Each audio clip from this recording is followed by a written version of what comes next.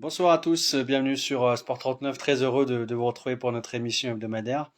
Alors encore désolé pour le retard, comme la semaine dernière, c'est très difficile. La petite est malade et c'est compliqué de la faire coucher. Alors là, elle est en face, elle rigole, mais elle ne veut pas dormir. Donc on va faire encore une fois avec ce soir. Merci d'abord pour vos messages d'hier et puis pour les différentes sorties depuis la prépa marathon. Et puis bah, ça se rapproche dans moins de 15 jours. Du coup, ça, c'est parti, ça sera terminé. Ce soir, on voulait mettre en avant un sportif qui a fait une petite reconversion. Alors, je dis bien petite parce que je pense qu'il va nous l'expliquer. Il y a quand même des similitudes quand même dans les deux disciplines, pardon. Il est passé la boxe thaï à la MMA. Donc, on va voir un petit peu avec lui son parcours. Il a disputé sa première compétition le week-end du 14 octobre dernier en MMA. Il va revenir sur ce combat d'ailleurs, c'était à Villefranche-sur-Saône, pas très loin d'ici d'ailleurs. Et puis bah, on va lancer le live s'il est arrivé. Et puis n'hésitez pas à poser des questions, à envoyer des commentaires. On pourra les relayer en direct à Hugo Basile, hein, qui est le fils du coach de boxe thaï du club de Lons. Donc c'est pour ça. Je pense qu'il y avait un air de famille pour ses débuts. Bientôt terminé, hein.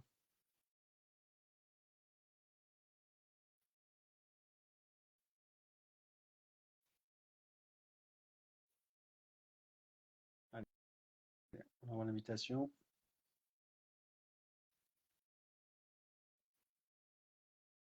Alors, je t'ai envoyé l'invitation normalement, Hugo. Regarde dans tes invitations si tu as reçu quelque chose.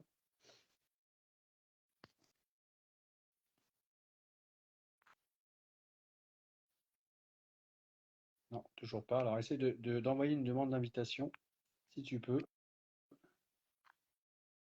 Moi, je te l'ai envoyé et pour l'instant, il n'a pas accepté. Alors, je vais recommencer.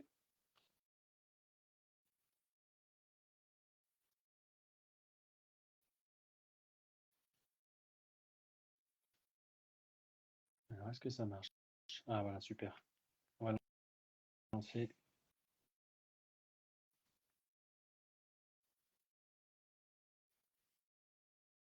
Voilà, il n'y a plus qu'à. Super. Bonsoir, Hugo. Super, bonsoir. Merci beaucoup d'avoir accepté l'invitation pour revenir un petit peu avec toi sur ton parcours. Bah, Est-ce merci que pour tu peux te présenter l'invitation. en quelques mots, savoir ce que tu fais dans la vie ou voilà, professionnellement, parce que je ne sais pas si Ouais, tu vis de la boxe taille ou du MMA. non, pas encore. Pas encore. Alors, je m'appelle Hugo, j'ai 25 ans. Je fais des sports de combat depuis l'âge de 6 ans. Et là, actuellement, je travaille à côté de Lyon, à Dardy, en tant qu'assistant commercial et marketing. Je parlais de ton papa qui était dans la boxe taille au club. Voilà, c'est lui qui t'a un petit peu initié à tout ça dès l'âge de 6 ans, j'imagine. Ouais, après, il m'a jamais obligé, hein. C'est moi, je voulais faire comme mon papa, justement, à faire de la boxe. Et j'ai commencé par la boxe anglaise à 6 ans. Après, au bout de 2 ans, je me suis mis au pied-point, donc full contact, boxe taille, tout ça. Et après, même arrivé à l'âge de 11 ans, j'ai lâché un petit peu, j'ai essayé le foot au RC Lens. J'ai arrêté parce que c'était pas vraiment fait pour moi. Et après, je suis revenu à fond dans les sports de combat. D'ailleurs, on l'a pas dit, on reviendra là-dessus, mais tu as quand même disputé quelques combats pro en boxe Ouais, taille. ouais. Qu'est-ce qui te plaît un petit peu dans tout ça, le full contact, la boxe taille? Parce que passer de la boxe anglaise, entre guillemets, juste les points là au pied-point, c'est un petit virage qui est pas tout le temps assez simple à prendre en tout cas. Bah, ouais, c'est vrai. Après, là, c'était vraiment dans l'idée d'être le plus complet possible. Parce que la boxe anglaise, ça me plaisait, ça me plaît toujours. Mais en fait, ce qui me plaît le plus, c'est être le combattant le plus complet possible, quoi. Maîtriser beaucoup de disciplines. Voilà. Et du coup, voilà, tu fais tes débuts sur la boxe taille. Je me rappelle, il y avait même des galas pro hein, du côté de Lons. Il y a eu pas mal Ouais, d'événements auxquels tu as participé aussi. c'est Est-ce que ça. tu peux revenir un petit peu sur ton CV dans cette discipline? Alors, en boxe thaï pro, j'ai 17 combats, 11 victoires, un match nul et 5 défaites. Et à quel moment tu as eu le déclic de dire, bah tiens, maintenant je vais passer au MMA? Parce que tu parlais de sport complet tout à l'heure, un peu plus complet, entre la boxe anglaise et la thaï. il y avait déjà pas mal de choses qui étaient concrètes déjà sur la boxe thaï. Pourquoi ce choix du MMA alors du coup? Parce qu'en fait, le MMA, c'est un sport qui m'a plu, qui m'a toujours plu depuis tout petit. J'ai toujours regardé ça à la télé et même dans les films qu'on pouvait voir. Ouais. Et en fait, ce qu'il y avait, c'est qu'à Lens, il n'y a pas de club de MMA, tout ça. Et en fait, c'est quand je suis arrivé à Lyon pour mes études, mon BTS notamment, il y avait le club que je connaissais, Ringside d'Ardy. Et en fait, j'ai commencé là-bas. Et D'accord. vraiment, bah, j'ai accroché direct. Alors, c'est compliqué, hein, puisque là, c'est un sport qui est vraiment, vraiment complet. Mais c'est vraiment ce qui m'a plu le plus. Alors, il y a pas mal d'anciens boxeurs qui se mettent au MMA, du coup des lutteurs, des judokas, enfin tout type de combattants au MMA. C'est ça, selon toi, qui fait la force de cette discipline, c'est qu'il y a une diversité d'acteurs. C'est ça, c'est ça. Après, là aussi, en ce moment, il y a un effet de mode, hein, parce que c'est le sport qui est de combat qui est vraiment en vogue en ce moment, parce qu'il a été légalisé en France en 2020. Ok, ouais, c'est Donc, c'est un sport qui est, récent. ouais, c'est un sport qui est tout jeune et il n'y a pas vraiment une manifestation puisqu'il a été légalisé janvier 2020. Après, on sait, il y a eu le Covid, tout ça. Et c'est un sport qui est vraiment nouveau et il y a quand même eu des beaux événements en France, notamment les deux UFC Paris, qui ont aussi fait découvrir ce sport à beaucoup de monde. Oui, parce que même avant qu'il soit légalisé, ce sport, il était quand même déjà bien suivi. Je me rappelle même qu'il y avait, Ouais, alors je sais plus si on pouvait regarder des combats sur les chaînes publiques ou, en tout cas, il y avait quand même des diffusions de MMA. C'était déjà populaire avant d'être, entre guillemets, légalisé, quoi. c'est ça, c'est ça. Après, ouais, on pouvait déjà regarder des combats, hein. On pouvait regarder par exemple l'UFC. Ouais. Mais ça passait souvent en Amérique, même en Europe, c'était pas trop démocratisé avant. Donc en fait, c'est les combats passaient au milieu de la nuit, vers 4 5 heures du matin. Donc ça, au départ, ça touchait vraiment les passionnés de sport de combat et tout. Et en fait, depuis que ça arrive en Europe, ça touche vraiment globalement beaucoup plus de monde. Et alors, toi, l'adaptation pour passer du MMA, il y a dû y avoir pas mal de changements parce qu'il y a toute une partie au sol qui était Ouais, pas forcément là en boxe taille, c'est ça, un peu le grand changement? c'est ça, c'est ça. Même le pied-point n'est pas du tout le même parce que ben on va être en boxe ça va être vraiment plus posé, plus on va dire face à face avec l'adversaire à s'envoyer des coups. Qu'en MMA, faut être justement beaucoup plus stratège dans les déplacements, dans le coup d'œil, parce qu'on peut se faire amener au sol, donc pas se jeter inutilement. Oui, et à l'inverse, moi des fois je vois quand même en MMA par rapport peut-être à la boxe taille où c'est un peu plus, on va dire, fugueux dans la manière de combattre, même debout, ce qui est Ouais, différent de la boxe c'est taille ou de ça. la boxe classique, hein. C'est moins académique le MMA. C'est pour ça que ça plaît pas à tout le monde en fait. Parce que par exemple des sports comme la boxe anglaise ou la boxe thaïlandaise vont plaire aux gens parce que c'est beau à regarder, c'est beau à voir. Que le MMA, quand on a des combattants qui sont un peu fougueux, ça peut vite faire bagarre de rue en fait. Alors que pas du tout en soi. Moi je me souviens tu dois connaître peut-être Bob Sapp. Ouais, Je sais pas si un grand américain, gros, énorme, qui faisait ouais, ouais. des lui, pareil, hein, un sacré mastodonte, hyper dopé dans tous les sens, mais il gagnait les combats parce qu'il arrivait à mettre les gens au sol. Alors, c'était pas du MMA, hein, mais Ouais, il y avait ouais. du K1, mais ça ressemblait un petit peu. Ouais, c'était à l'époque du Pride, tout ça. Après, ça n'a jamais été un grand, grand combattant. C'était plus un bodybuilder qu'un combattant. Parce que quand il a rencontré des vrais combattants, il a pris des KO. Mais c'était marrant. À cette époque-là, c'était plus pour le show. Et alors, le show, on en parle, la cage, c'est quoi un petit peu la sensation quand on rentre dedans pour la première fois? Alors, peut-être déjà pour l'entraînement, puis après en combat, on reviendra sur ton combat. Alors, à l'entraînement, bah, nous, dans la salle, en fait, on n'a pas vraiment de cage. En fait, c'est une grande aire de combat où il y a des tatamis, tout ça. Donc, il n'y a pas vraiment de cage. La première fois que je suis rentré dans une cage, c'était au mois de juillet. J'avais un combat de grappling, en fait. Donc le grappling, c'est du jiu-jitsu brésilien sans kimono. Donc ça va être de la lutte debout avec du judo et au sol, il y a toutes les soumissions du jiu-jitsu brésilien. Et c'était à Bourgoin-Jallieu le combat. Et ouais, c'est vraiment impressionnant. C'est autre chose qu'un ring parce que là, ça fait vraiment plus sauvage en fait. Et parce que les techniques au sol, choses comme ça, on n'y apprend pas quand même du jour au lendemain. Enfin, tu avais des craintes par rapport à ça. Quelle technique tu arrives déjà à bien assimiler au sol? Parce que c'est pas simple, hein. Alors, ça a commencé, moi, j'ai regardé beaucoup de vidéos. Après, je m'y suis mis et là, c'est vrai que dans le club où je suis, on a de très bons entraîneurs, notamment Christin, qui est un très très bon entraîneur, très pédagogue de Jiu-Jitsu brésilien, pardon, qui est également compétiteur, qui est ceinture marron.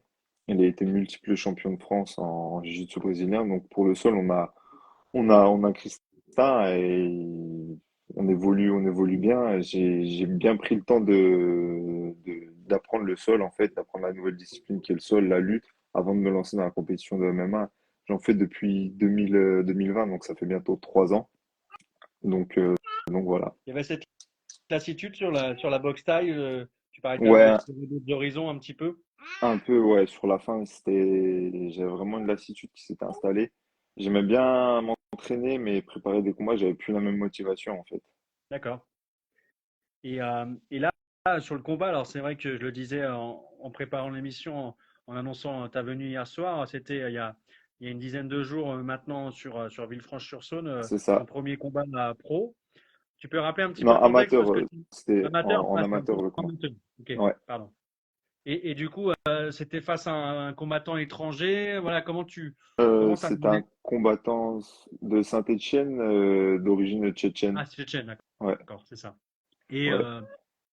comment on aborde un petit peu ça? Parce que ton premier combat, il y a toujours un peu le stress, l'inquiétude de savoir comment, voilà, si ça va se passer. Comment tu l'as senti avant de reparler Bah, du j'étais combat même? pas vraiment stressé parce qu'on a vraiment fait une prépa, une très bonne prépa avec les gens de ma team. Donc, j'étais pas vraiment stressé. J'avais pleinement confiance en moi.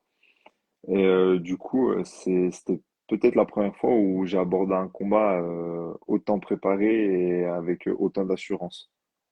D'accord. Et alors c'est là où c'est aussi incroyable dans le sport de combat, c'est que tu peux être vachement préparé et puis la magie ou non du sport de combat, c'est que très rapidement tu peux être mis hors jeu pour un coup. Donc là pour C'est toi c'était ça? une solution. Je reviens un petit peu Ouais, sur ce combat parce que tu en es ressorti, comme tu l'as dit à ma collègue du Progrès, Pauline, je crois, c'était voilà, plein d'apprentissage, mais c'est quand on ça. regarde, quand on regarde un petit peu la physionomie, tu peux quand même avoir des regrets, quoi. C'est sûr parce que le combat était bien entamé.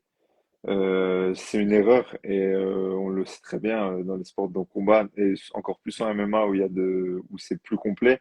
En fait, on n'a pas le droit à l'erreur quoi. Et là, j'ai laissé terrainer bêtement mon bras Mm. et voilà, il en a profité. En fait, il a tenté une première soumission sur la même clé de bras. J'ai réussi à ressortir et en fait, bêtement, vu que j'arrive bien à placer mes frappes au sol. Je suis retourné alors qu'il avait un meilleur sol que moi. Et c'est une erreur, voilà. Il avait beaucoup plus d'expérience que moi. C'était déjà son 6e combat en MMA.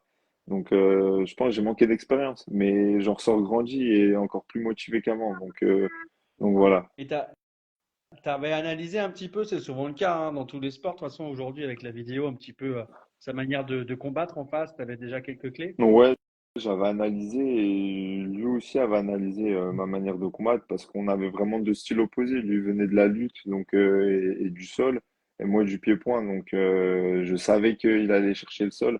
Et en fait, c'est parti au sol dès les premiers échanges parce que j'ai mis un coup de pied en fait pour remiser après un enchaînement et je me suis retrouvé déséquilibré. Ah, puis, Et après, il est venu directement sur moi pour essayer de prendre une position dominante. Après, j'ai réussi à le renverser, je suis repassé sur lui, j'ai mis des frappes, et c'est à partir de ce moment-là qu'il a tenté la soumission. Enfin, en fin de premier round, c'était. il y avait, je crois, hein, si j'ai bien lu l'article du Progrès à enfin, à Villefranche, il y a à peu près de 1500 personnes dans la salle, c'est Ouais, ça? 1500 personnes. Voilà, une première qui va te rester, j'imagine, en mémoire, parce que commencer comme ça, dans ces conditions, avec autant de spectateurs, alors même si tu l'as vécu avec la boxe thaï, t'en retires quoi alors du coup de cette première expérience? Alors, plein de choses, mais je sais pas, à froid comme ça, et quelques jours après, c'est quoi un petit peu ce que tu retires? Bah, comme j'ai dit, j'en ressors grandi en fait, parce que je sais que maintenant, je ne referai plus la même erreur. Ça m'a vraiment servi de leçon. Je suis vraiment content des sensations que j'ai pu ressentir quand je suis rentré dans la cage et lors du combat, en fait. Et les points clés que tu pourrais peut-être travailler davantage maintenant avec la première expérience acquise sur ça? Ça sera bah, la défense de soumission et le sol à fond. Là, la lutte notamment. Je sais Ouais. bah, déjà, j'axe beaucoup mes entraînements sur le sol, notamment avec mon coach de sol, Christin, mes partenaires d'entraînement, Grégory, Eddy, Johan, tout ça. On axe vachement nos prépas sur le sol, justement. Et je sais que mon meilleur ami, qui est lutteur en équipe de France à l'INSEP, m'a proposé de des fois monter pour peaufiner la lutte, en fait. Donc là, vraiment, Et justement, je vais mettre toutes les chances de mon côté justement pour être le plus complet possible parce que je sais que niveau pied-point, j'ai largement le niveau, mais après c'est au niveau du sol voilà que ça pêche un peu. et il y a une question d'Hugo que je salue. Alors, une question, comme il dit, basique, mais c'est important quand même de la poser. C'est quoi la différence dans ta préparation physique entre la boxe et la MMA? Moi, j'ai l'impression qu'il y a quand même pas mal de similitudes. Il y a pas mal de similitudes. Après, justement, vu que le MMA est un sport plus complet, on va avoir des fois des cours basés que sur le sol et aussi des prépa fight. Donc, ce qu'on appelle prépa fight, nous, c'est de la préparation physique type cross-training, mais Mhm. basé MMA avec des exercices faits pour le MMA qui nécessitent un cardio vraiment plus intense, en fait, où D'accord. on va varier entre, je sais pas, burpees, trucs comme ça, pour vraiment tuer le cardio. Parce que le cardio, même pied-point ou boxe anglaise, n'est pas du tout le même cardio que le sol, par exemple. Ça fatigue beaucoup plus, on est tout le temps en train de travailler. En fait, c'est ça qui change. Et une très bonne question d'Alex, que je salue d'ailleurs, nutritionniste. On va parler de nutrition, c'est important. Et en plus, comme je le disais en introduction, avec le marathon qui arrive les prochains jours, nutrition va être hyper importante. Toi, quelle est l'importance que tu accordes à cette partie-là? Bah, pour moi, c'est hyper important. Tout ce qui est nutrition, hygiène de vie, c'est super important. Là, pour le combat, c'était à 66 kilos. La catégorie officielle, c'est 65,8. J'ai dû perdre pas loin de 7 kilos pour le combat. Ah oui. Ouais, je suis bien redescendu. Et bah, la nutrition, c'était vraiment la diète, hein, surtout sur la fin, les 3 dernières semaines, pour essayer de sécher un maximum. C'était féculents, viande le midi parce que j'avais besoin d'énergie pour l'entraînement le soir. Et le soir, en l'entraînement, c'était léger, souvent légumes et avec du poisson pour justement essayer de manger léger. Et à l'approche du combat, j'ai supprimé tout ce qui était féculent. Je mangeais que des légumes sans sel, du poisson sans sel, ça n'avait pas trop de goût parce qu'on sait très bien que le sel, bah, ça fait beaucoup de rétention d'eau. Ouais. Donc voilà. Je prenais des compléments alimentaires, donc protéines et créatine. J'ai arrêté ça aussi parce que ça me faisait gonfler. En fait, vu que je fais de l'entraînement, ça faisait vachement prendre. Et Mhm. sur la fin, je buvais beaucoup d'eau pour combler le manque de faim, en fait. Et à la fin, vraiment la dernière semaine, je déjeunais quasi plus. Je buvais un verre de jus de fruits et une cuillère de miel. Donc Il c'était, explique que c'est un cut hydrique, on appelle ça dans ouais, le jargon. c'est ça. Je remplissais mon corps d'eau et puis les 2 derniers jours avant la pesée, j'ai fait du footing avec une tenue de sudation et bain chaud avec du gros sel.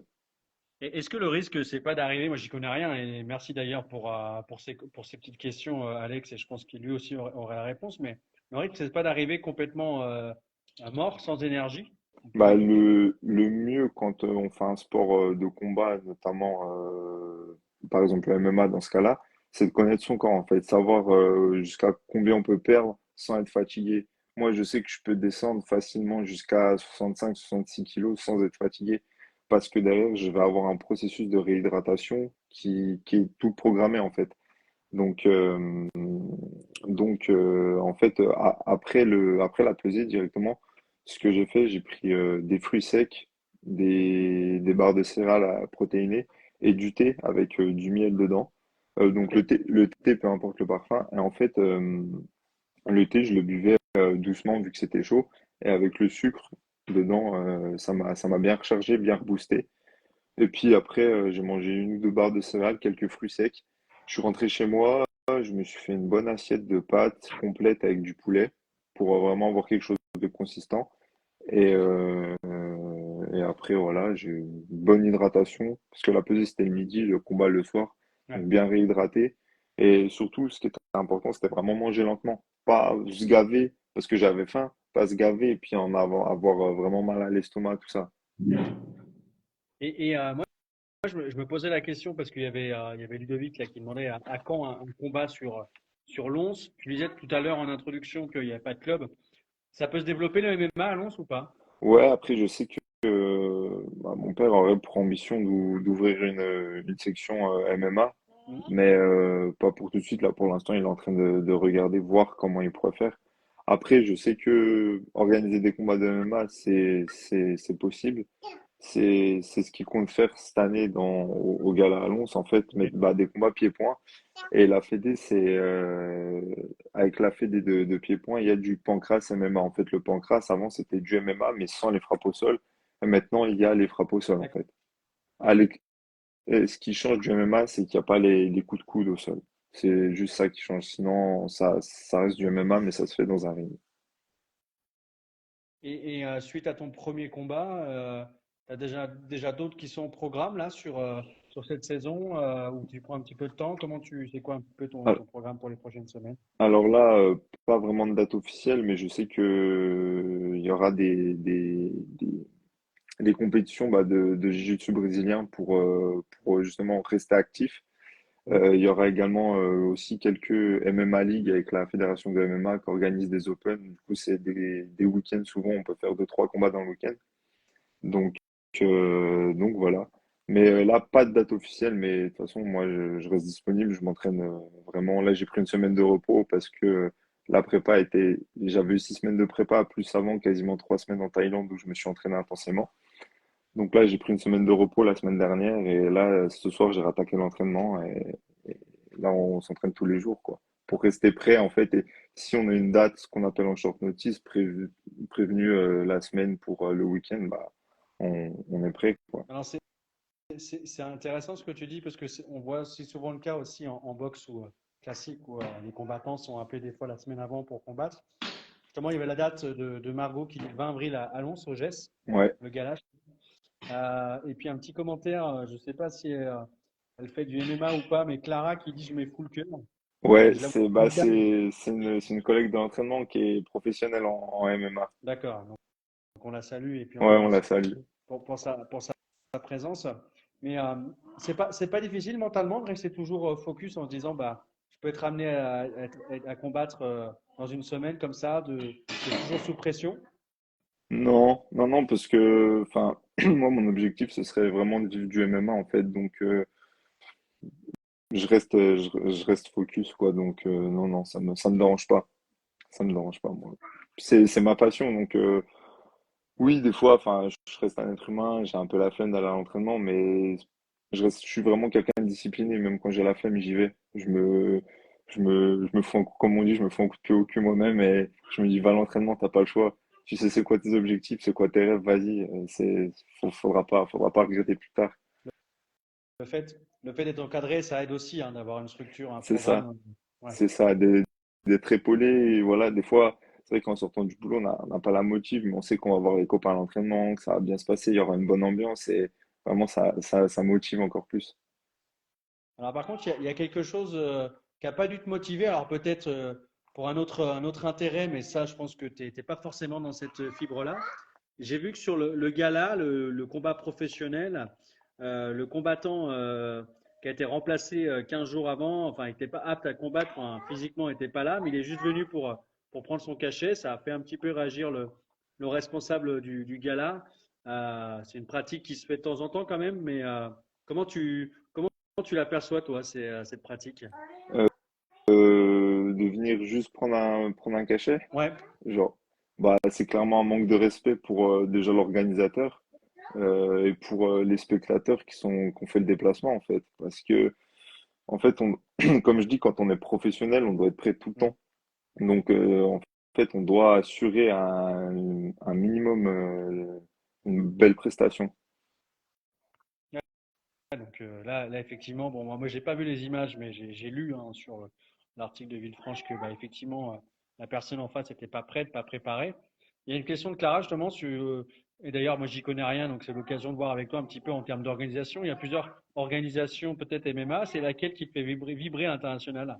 Euh, la première, enfin, mon objectif final, c'est l'UFC. UFC, ouais. Là où il y a eu toutes les grandes stars comme Georges Saint-Pierre, Et- Conor McGregor, actuellement Cyril Gane, le français. ouais, c'est ça. Sinon, il y a d'autres organisations qui me plaisent bien, comme le One Championship, qui se fait souvent en Asie. Et sinon, d'autres petites organisations, hein, enfin petites organisations plus petites en Europe, on va dire, comme le Cage Warrior ou le KSW dans les pays de l'Est, qui est pas mal. Il y avait aussi Doumbé, c'est ça, non? Un combattant français, non? Cédric Doumbé, ouais, qui est au PFL aussi. En fait, il y a plein d'organisations hein, qui sont très alléchantes. Donc voilà. Mais ouais, le PFL est une bonne organisation. Et justement, Clara devait combattre au PFL Paris, mais elle n'a pas pu parce que elle était blessée. D'accord. Bon, bah, j'espère que ça va aller mieux quand même pour elle, hein, Oui, j'espère en tout cas. ouais, ouais, elle est déterminée. On se fait pas de soucis pour elle. Bon, en tout cas, comme toi, hein, j'ai C'est l'impression ça, que voilà, cette envie est là. La bascule a été opérée pour l'instant. Alors, il y a pas de victoire, mais ça va venir assez ça va venir, rapido. ça va venir. Qu'est-ce qu'on peut te souhaiter pour la suite? Parce que là où c'est bien, c'est que tu as quand même assuré un avenir professionnel, professionnel pardon, derrière avec des études, avec un travail. Ça, c'est pas tout le monde le fait, donc c'est quand même important de le dire. Ouais, Tu avais ça en disant, même si j'ai l'objectif de devenir pro, j'ai la sécurité derrière. c'est ça. Ouais, enfin, parce que mon objectif, moi, c'est vraiment vivre de ma passion, hein. On vit qu'une fois, donc autant faire ce qui nous plaît.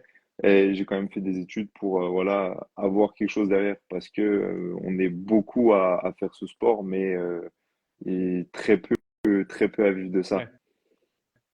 Et ça, toi, tu as des fourchettes un petit peu sur. J'y connais rien du tout, et puis je sais pas, après, c'est en fonction des price money, mais combien on peut gagner en faisant un combat de MMA? Alors, ça dépend. Je sais que ça dépend des organisations. Les premiers contrats, ça peut aller de, je sais pas, je dirais 1000 à 5000 euros par combat. Et il y a des bonus dans certaines organisations, c'est-à-dire le plus beau KO de la soirée, le meilleur combat de la soirée, la meilleure soumission de la soirée. Et là, par exemple, les bonus sont intéressants.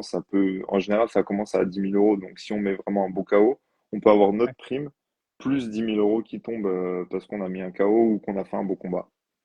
Ouais, donc, comme tu le disais tout à l'heure, c'est vrai qu'on peut bien en vivre si vraiment on est performant. Et puis si, voilà, puis après, c'est encore autre chose que la boxe anglaise ou les combats organisés avec des millions d'euros, Mayweather et C'est compagnie, ça. hein, encore dans une autre Là, dimension. là, là, c'est clairement une autre dimension. Après, il y a aussi, on peut en vivre grâce à des Ouais. sponsors qui peuvent nous épauler. Donc voilà. Mais Toi, t'es épaulé? Ouais. j'ai été épaulé notamment par Christophe Birune et Richard Fichet, justement pour pouvoir partir cet été en Thaïlande pour faire un camp d'entraînement. Donc je les remercie encore. Et là, je vais me mettre à la recherche de sponsors justement pour vraiment essayer de vivre de ça et pouvoir m'entraîner, avoir la possibilité en fait de m'entraîner 2 fois par jour, matin et soir, comme vraiment les pros. Bon, on suivra ça avec intérêt. Merci beaucoup en tout cas, Hugo. Je vais devoir te Bah, laisser. C'est l'heure pas de d'aller au dodo. souci. Merci encore d'avoir été présent. Merci, Désolé merci pour le pour retard. l'invitation, pas Et de puis, souci. bonne soirée à toi et puis à très vite dans les rings, dans les cages ou Voilà, autour en tout cas. merci beaucoup. Bonne Bonne soirée. soirée. Merci beaucoup. Merci. Alors, attends, on va vous laisser. Merci beaucoup d'avoir assisté à l'émission. Encore désolé, toujours d'habitude. Et vous pourrez retrouver l'émission dès demain sur YouTube. La semaine prochaine, il y aura de nouveau une émission. Je ne sais pas à quelle heure parce que c'est un peu galère en ce moment. Je vous redirai ça. Il n'y en aura pas dans 15 jours parce que ça sera le lendemain du marathon, donc je serai pas là. Et on verra ça après dans 3 semaines. Mais en tout cas, merci à vous pour la présence. Je vous souhaite une très bonne soirée Et puis à très bientôt et portez-vous bien comme certaines personnes disent. Allez, ciao.